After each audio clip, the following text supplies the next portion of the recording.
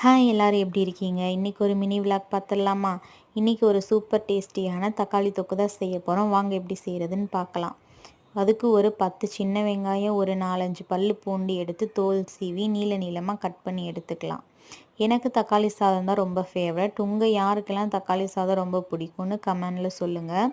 இப்போ ஒரு 4 தக்காளி பழம் எடுத்து கழுவி குட்டி குட்டியாக கட் பண்ணி மிக்ஸி ஜாரில் சேர்த்து பேஸ்ட்டு பதத்துக்கு அரைச்சி எடுத்துக்கலாம். இப்போ கடாயை வச்சு எண்ணெய் ஊற்றி கடுகு பொரிஞ்சதும் நம்ம கட் பண்ணி வச்ச சின்ன வெங்காயம் சேர்த்து வதக்கிக்கலாம். பொன்னிறமாக வர வரைக்கும் வதக்கிக்கலாம். இப்போது கருவேப்பிலை, கொஞ்சம் மிளகாய் தூள் சேர்த்து நல்லா வதக்கி விட்டுக்கலாம்.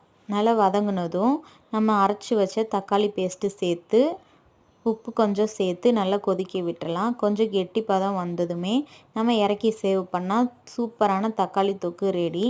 இப்போ கடாயில் சாதம் கொஞ்சம் சேர்த்து நல்லா கிளறி விட்டு சாப்பிட்டோன்னா செம்ம டேஸ்டியான தக்காளி சாதம் ரெடி.